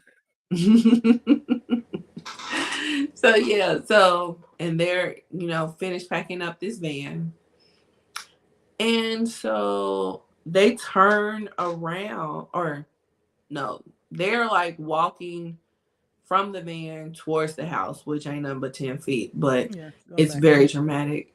And then Anthony's out here on his little Little big new wheel, big wheel, his new big wheel. riding around. And so Alina's cousin and his partners, they hit the corner and they drive up on Kane, Old Dog, and Sharif. And they like, what's up now, partner? And next thing you know, they just start shooting. And this is a very, very, very, indiscriminately. Yeah. Like they're not using what am I thinking about? But they're using like automatic weapons or semi-automatic weapons to do this. Yeah. So, and they're not really like, it's not a pistol where you're aiming. Right. They're just spraying everybody. They're spraying. Yeah. And they automatically get Sharif. Sharif is out. I mean, they absolutely demolished that kid. Yeah, that was horrible. Old Dog pulls out his gun, starts busting back. And Kane's only focus is, where's Anthony? Let me protect Anthony. So in the midst of trying to get to where Anthony is, because Anthony is just on the sidewalk watching the whole thing transpire. So while he's sitting on his big wheel watching everything happen, Kane is running towards him to try to cover him. While he's running towards him, he's getting shot up. Stacy and Ronnie are in the house, but Ronnie is trying to get out to get to Anthony, and Stacy is like holding her down, like, no, you can't leave yet. You can't leave yet. Oh yeah, because they were basically holding him down, trying not to get shot. Right. So, so this whole situation transpires. Old Dog is untouched, which somehow in real life, that's how I go. The ones that you really think the worst really be out here, right? Those are the ones that go around untouched, and the ones that will not hurt a fly, we the ones that die, which is basically what happened in this scene. Yep. So, Only the good die young, as they say. mm-hmm. There goes Sharif. Yep, exactly. So they get done with the shooting or whatever, and now Old Dog is assessing the scene. So he goes to Sharif. Sharif is, like I said, he's gone, and he's fighting back tears on Sharif. So then he looks I was over. surprised that he Well, cared. I'm not surprised. I feel like he's known them all his life. Yeah, the reason why I was surprised though is they don't show him caring about anything. Because there's nothing to care about. It would make, caring about anything at all or anyone else. He don't really seem to care about anything or anyone. So when Yeah. he like starts, he's like upset about Sharif being shot. I was like, oh, he actually cares. Yeah. I get what you're saying with that. Because I But understand why one would care. yeah. But throughout the movie, it's been shown that he does not care about anything or anyone. Right. But throughout the movie, we haven't seen anything that he would care about. Like, because We have Old seen things Dog, he should care about. We've seen things he should care no, about. we seen things that one would care about. But No, Old things that Dog, he should care about specifically. like I mean, what? like particularly because like when Kane was shot, and then he wants to joke around with a gun pointed at Kane. Because he doesn't take shit serious. You almost lost your number one friend. Yeah. And remember when And they were like cracking on it's each not like other? he came to pick him up from the hospital. It's not like he ever visited him or anything like that. Yeah, but remember when they was cracking on each other? Remember what they was cracking on each other about? Was about them going to the hospital when Kane was like, I heard y'all saying, "Stay up, Kane, don't die, Kane." Yeah, that's true. He Yeah. did say that. So that was something that I just right, wish we they just had didn't shown see that it. so much because it's up until this point, it's like he's just a psychopath. He does not care about anything or anyone. And then all of a Yeah. sudden he's crying. I'm like, oh, I wish we could have gotten a little more of that. You know what I mean? No. No, I know what you mean, but I didn't need more of it. It No, makes I was it, just that I wish, right? yeah. Because it took me by surprise, and I wish it hadn't. Basically, Mm-hmm. Okay, I get what you're saying, but I thought it was appropriate. oh no, it was totally appropriate. His reaction was totally Yeah. appropriate. We just hadn't seen him having appropriate reactions really Mm-hmm. prior Yeah. to this. We just Yeah, heard but about them, like you said. right. So yeah, he was fighting him.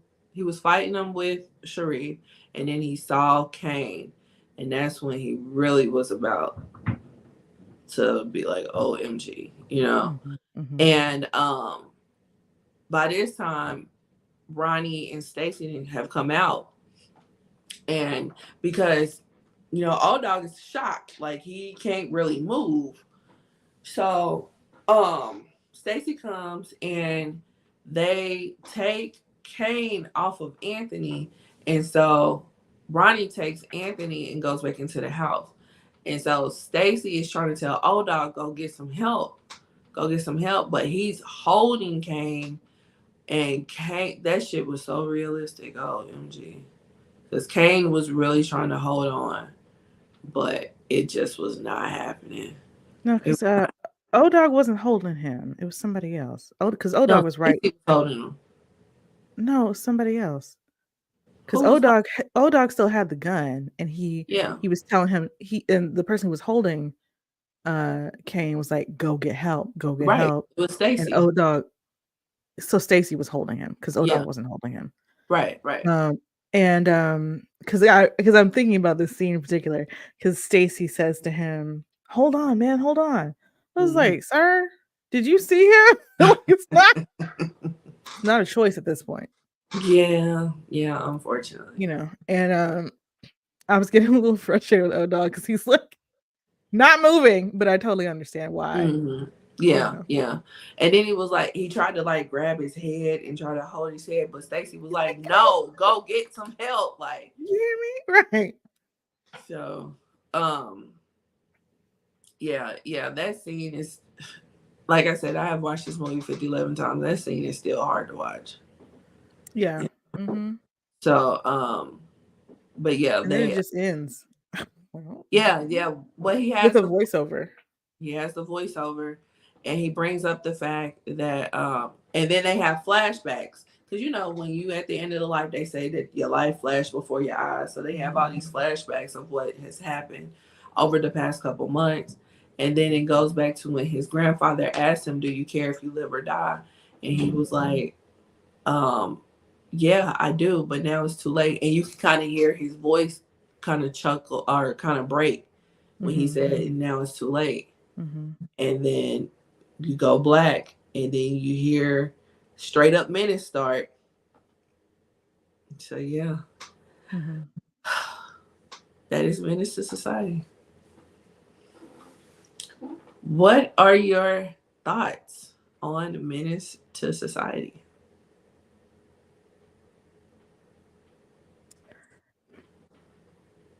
I have a lot of thoughts on this movie. And it's particularly because of the lens that I'm viewing it from, right? Okay. Of 2024. Yeah. As opposed to 1993. Mm-hmm. So like for instance, like the cast is stacked, right? Yeah. And that's definitely due in part because you weren't getting a lot of movies with a lot of Black people in them. Mm-hmm. A majority Black cast like this, that wasn't happening really. Not Right. really. Not for, a release, a big release or things like that. So and then it just a lot of it feels too, for me, again from 2024, too macro. So we're doing a lot with like people, right? Just people. Mm-hmm. And so it's giving, if you're like kind of unaware of what's happening in 1993 or what's happening during the Watts riots, Mm-hmm. it's going to look like these people are just problematic. The problem is these people. Yeah. And I don't like that. Mm-hmm. But again, that's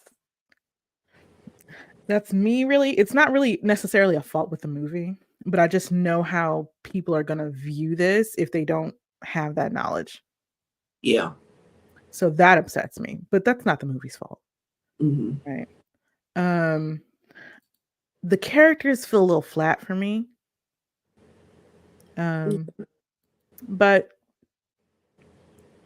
it's more about the story they're trying to tell necessarily more than the characters. I feel like.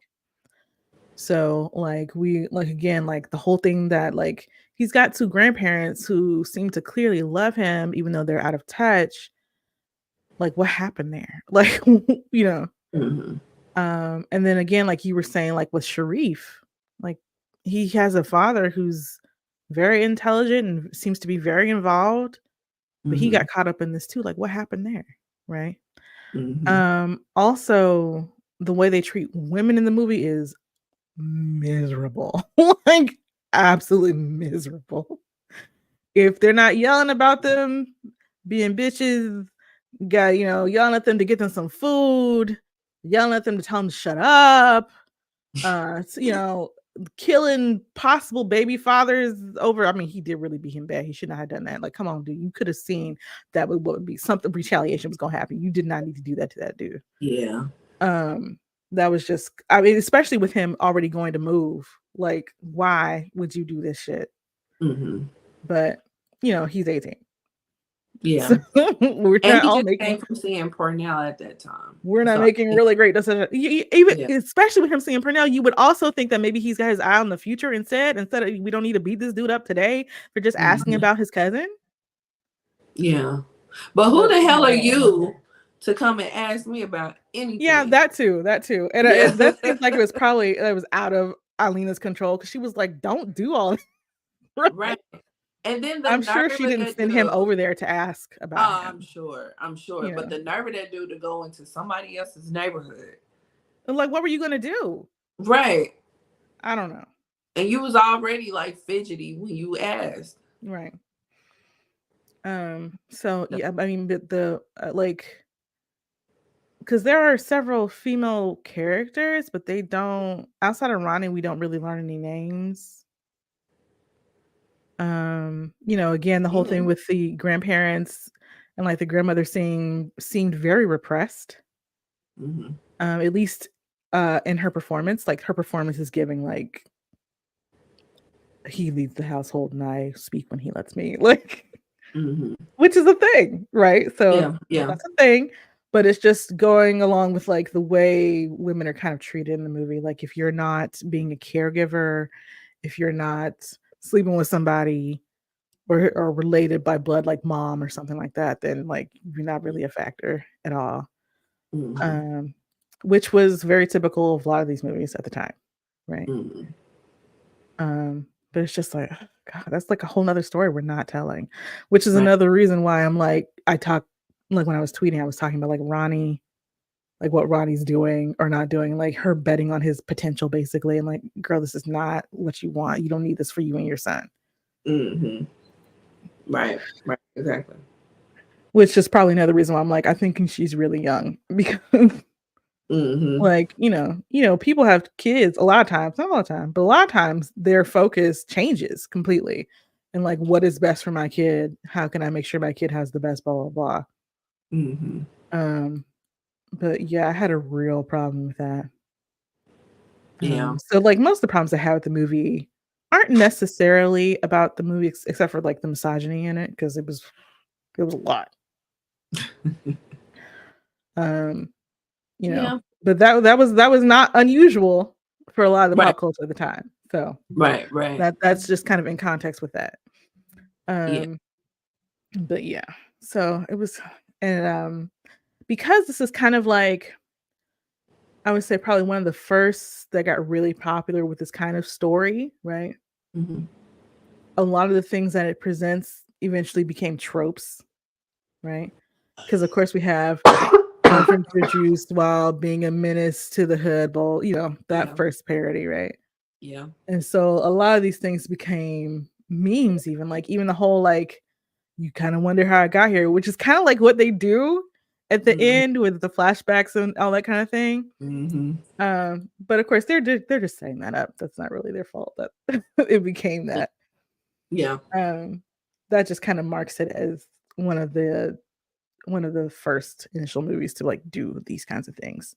And like to present this kind of story and stuff like that. But I can absolutely see how like since that was released and the way people reacted to it is particularly like industry people, white people, right, would have reacted to this.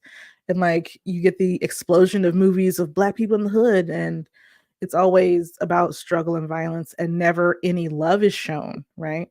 Yeah.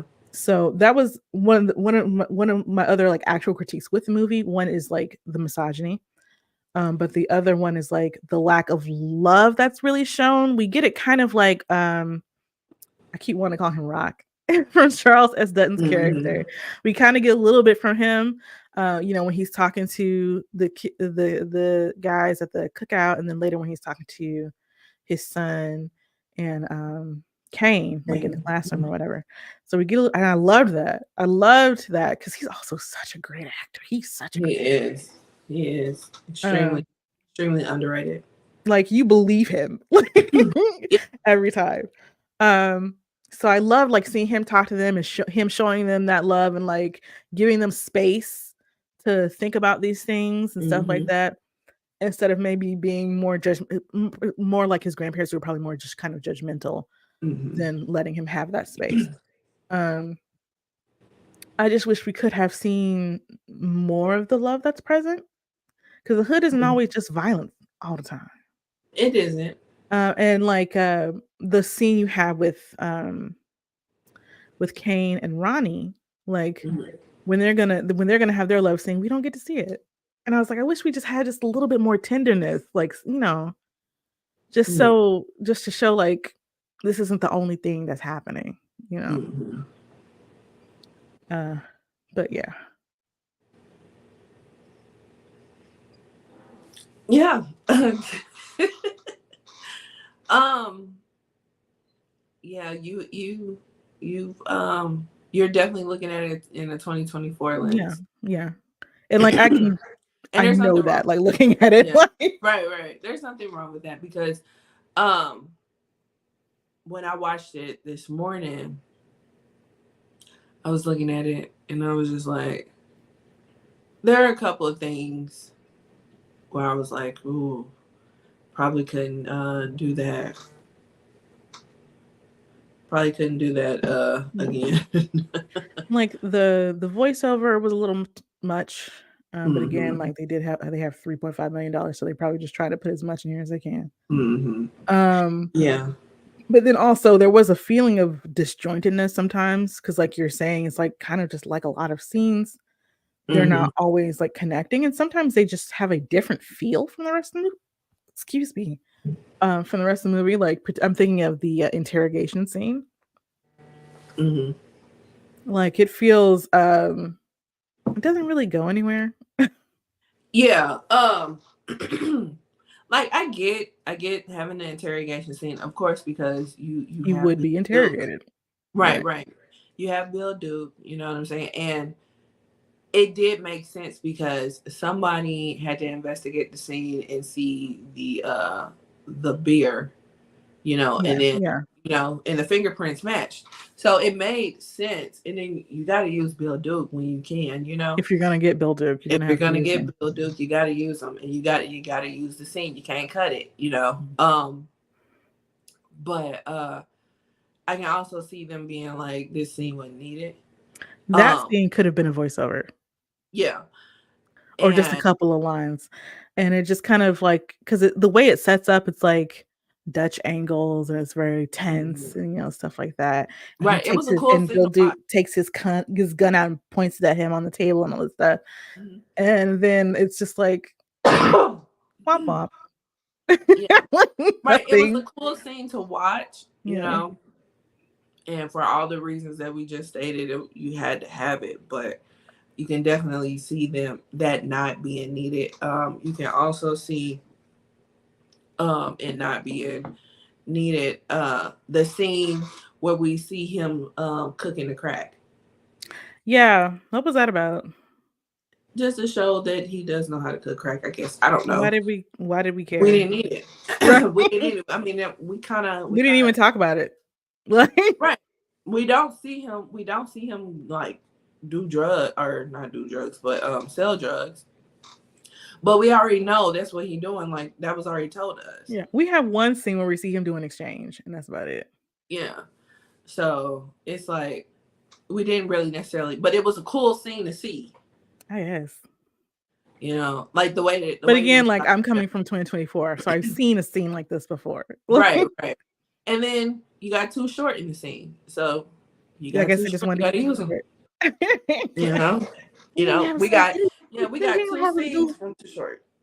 You gonna have too short? You don't have him say bitch? Right, That's right, why I didn't know it was too short.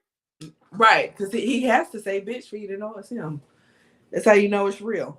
Yes, that's how you know it's real. But yeah, And they yeah, bump. Why they get like me? Oh, I'm sorry. right, right. So yeah. I mean, definitely. There's definitely some things that you would have to rearrange and change and stuff like that, especially if you were to redo it. I don't feel like it needs to be redone. However, it did age pretty well, especially for it to have been on a shoestring budget. Yeah, no, for it to be on the budget like that, they did a really good job for sure. Yeah, yeah. 100%. Now, There are fun definitely a lot of. I think there are a lot of improvements that could be made. Mhm. But Yeah, that's more like the because story of needs to flow better. yeah, The yeah. story definitely needs to flow better. I noticed that when I watched it this morning.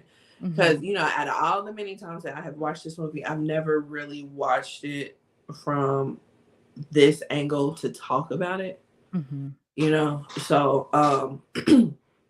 that's what really stuck out to me. If nothing else, that's what really stuck out to me. That this was like a bunch of scenes just put Mhm. together. Yeah, and it was. I was looking, and this was the director's first film.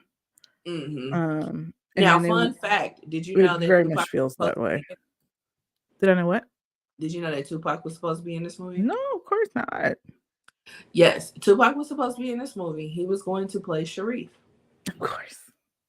And he ended up getting fired. I forgot why he got fired, Well, but it says he was causing trouble on the set.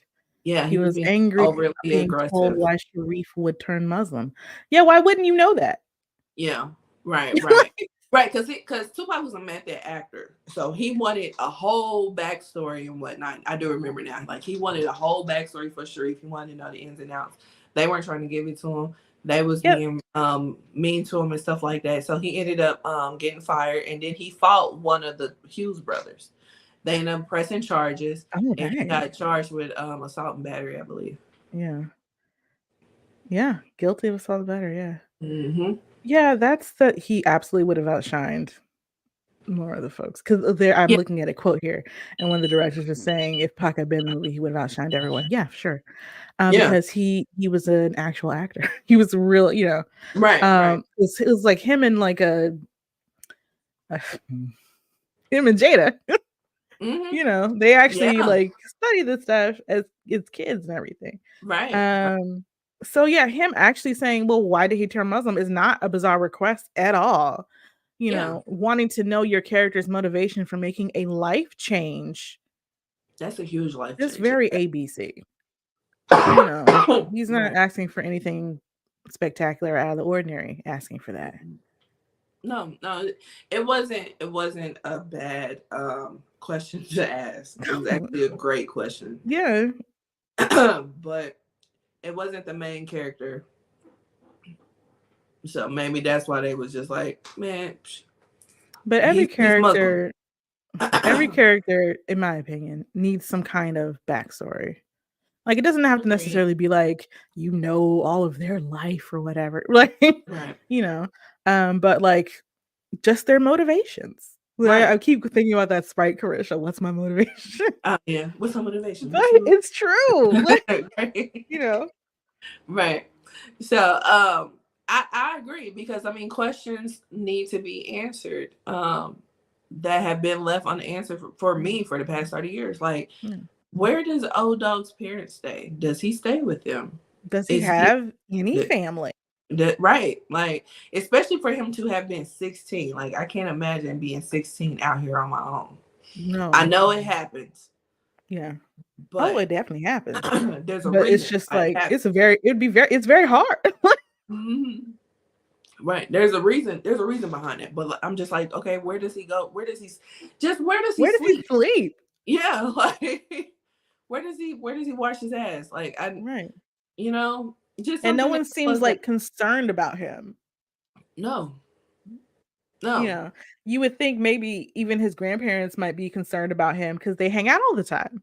Hmm. You know, Yeah. I'm and a fully old grown lady, and my parents ask me about my friends. Yeah.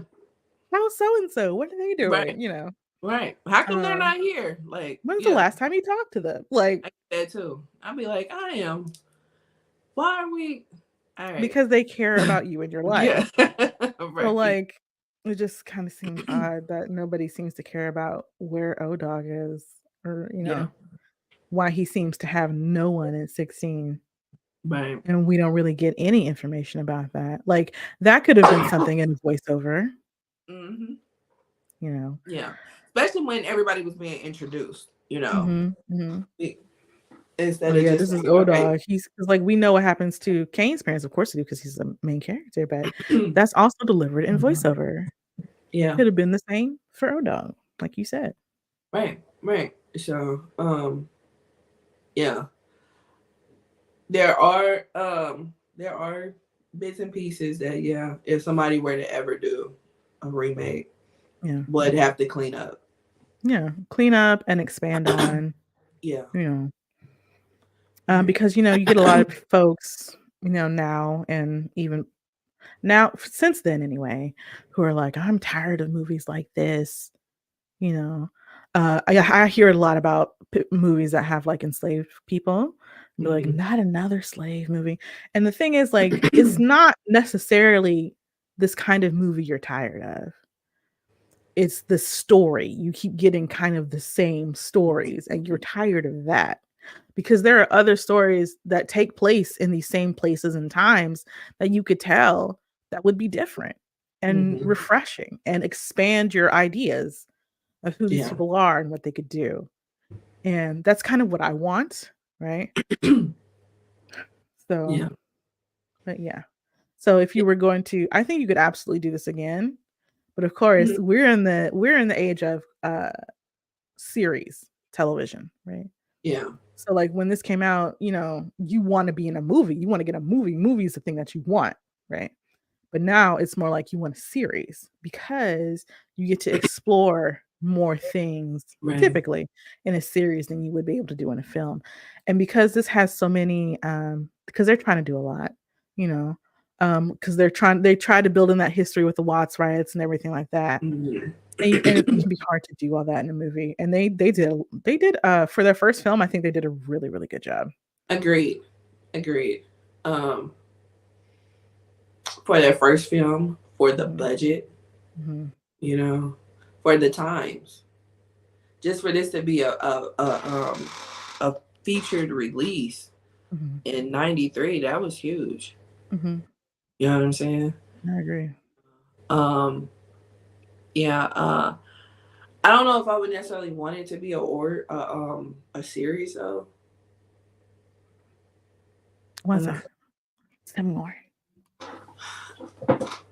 because the main story is Kane, Mhm. and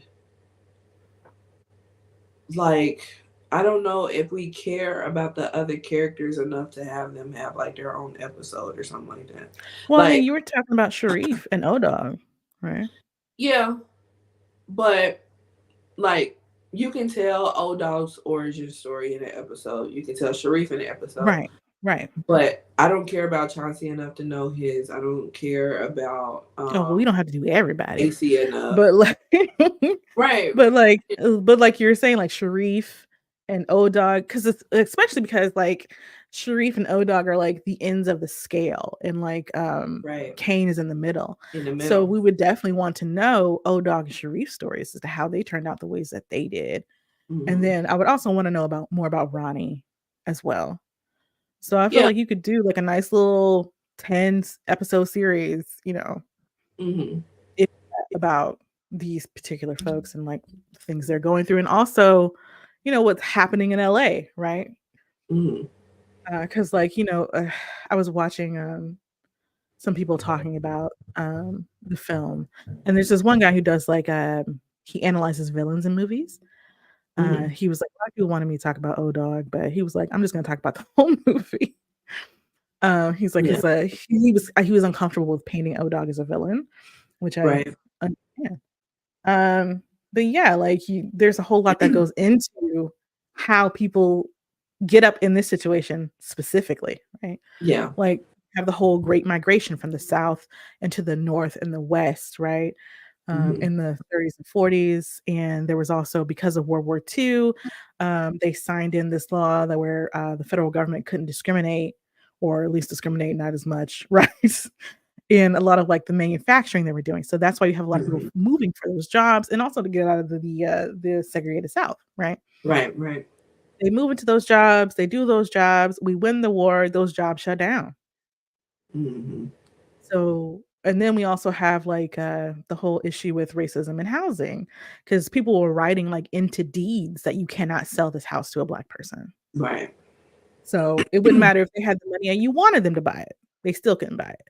And it Right. was like some point of like I think they said like 90% of LA was like restricted like that. So Mm-hmm. people have Yeah. to It's a movie. live.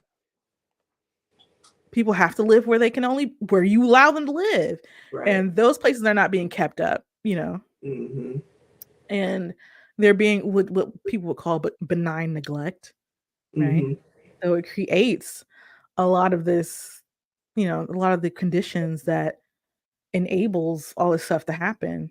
Um, so personally, I just love seeing more of that in there. It's something you could add if you were going to do a series as well. And Mm-hmm. then the fact that this was like being made around the same time, like the whole thing with they call them Rodney King riots. I don't like calling them riots, but whatever. I call them Riot the is LA riots. right. Riot is the language of the unheard, like Martin Luther King said. Mm-hmm. When folks get to that point, they've done everything else. Everything else. Right. This is the last resort. Mm-hmm. But yeah, I would just like to see kind of like a more comprehensive, possibly, even if it might not be less misogynistic, at least something from some woman's point of view, you know. Mhm. And then Yeah. also to show the fact that there is love and tenderness between people, Hmm. even with all this stuff going on, right? Hmm. They're still whole human beings. Yeah. Right. Yeah. So, yeah. Actually, you do have a good point as far as like making it a series. Um, yeah, you would have to definitely get some great writers in, and they would have to really pound it out to make them really good origin stories. Yeah, they could totally be Yeah. done. Yeah. Yeah. But let's move on to our rating system. So we have 1 movie real trash AF, 2 it exists, 3 entertaining, 4 great, 5 a true classic. I'm gonna let you Maria, give your rating first, Lindsay. me, Yes, me. All right. you. So, I freaking love this movie. I would give it a 4.5. Mm. Only reason why it's not a 5 is because of when I watched it this morning and I was like, oh, there's a couple of things that they need to clean up. Like, making it a cohesive story. Um but other than that, the movie is so great to me. So 4.5. So Maria, what say you? I'm gonna have to give it a 3.5. 3.5? Mm-hmm. Okay. Because of everything I've already said. Yeah. Um, but again, recognize I'm looking at it from a 2024 film. I know I would Yeah. feel differently if it was 1993. Right. And I know for me, I know the reason why I give it a 4.5. Mm-hmm. Because I have been reciting this film for 30 years. Oh So, yeah, I mean, I've heard things people from this film that people hmm said or still say that hmm I didn't know was from this film. right. So now you're in the know. Mm-hmm. Yep. So, Which to me, it speaks to a lot the strength of the movie and the impression that it made on people. yeah, absolutely. Like they're still talking about this movie. Yeah. I just saw something on Twitter where they was talking about it yesterday. Mm-hmm. And then when I went to YouTube and I started seeing other people's reviews, they're recent. Mm-hmm. You know, so yeah, Yeah. yeah, I this love movie is the still relevant. Yes, I would absolutely agree. Yeah, because one of the things that actually like made me mad about the movie is we Mhm. have a scene with Ronnie and her son, and he's asking her, is Kane gonna be okay? Is he gonna die? Mhm. And she lets him know he's gonna be okay and everything. And then he asks if all police are racist or they all hate black people. Yeah. And she was like, no, of course not. I was like, girl, but or what? the thing, like when I was watching it this morning, I thought about this, and it was just like it's sad that a 5-year-old has to ask those Has to questions. think about these things. Yeah, Yeah. and that you had to have that type of conversation with a 5-year-old, Yeah. and and it's been, especially since George Floyd, it's been this big, or no, not since George Floyd, but since Trayvon Martin, it's been this big push to have these type of conversations with your adolescent children. Mm-hmm. I But mean, the we've thing been is, having a conversation, obviously. exactly. You know what I'm saying? Exactly. Yes. So, yeah, it's just unfortunate and it's sad. Yeah. But yeah. So that was Menace to Society. So what are we watching next, Maria? Next week, we are going to finish up the Lord of the Rings trilogy with the Return of the King. Why are you looking like that? Because I already knew. Yeah. Right. Right. So we're gonna finish it up with that. I think that was pretty much considered like the best movie of the trilogy. That's Okay. when they really started getting like their awards for it. Because they were getting like certain kinds of awards up until this point, but it was, but Uh, Hollywood, when it comes to award season, as far as genre films are concerned, they're not really trying to see too much of you. yeah.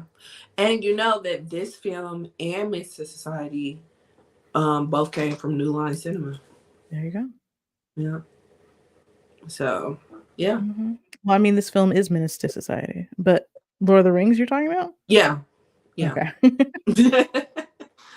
Yeah. So, Lord of the Rings and Menace II Society both came from New Line Cinema. Okay. Yeah. Wow. Talk about range. Yeah, that's what I was telling you. Like when we did the first Lord of the Rings, like I'm only known of New Line Cinema to be horror flicks and hood movies. Mm-hmm. So yeah, but yeah, Okay. I'm yeah. sure you're looking forward to finishing the trilogy. So Yes, elated, elated. But you know, it's been a good ride though. good, You know, good, good. so it's been a good ride, and it's Mm-hmm. good to step outside your norm. Yeah. Yeah, because if it wasn't for the podcast, I probably still would not Would have not have seen it. interest. Yeah. I So don't I yeah. don't blame you. So yeah, Maria, where can we find you? You can find me online pretty much anywhere. And if I'm there, I'm going to be there at Valarmar Dollars.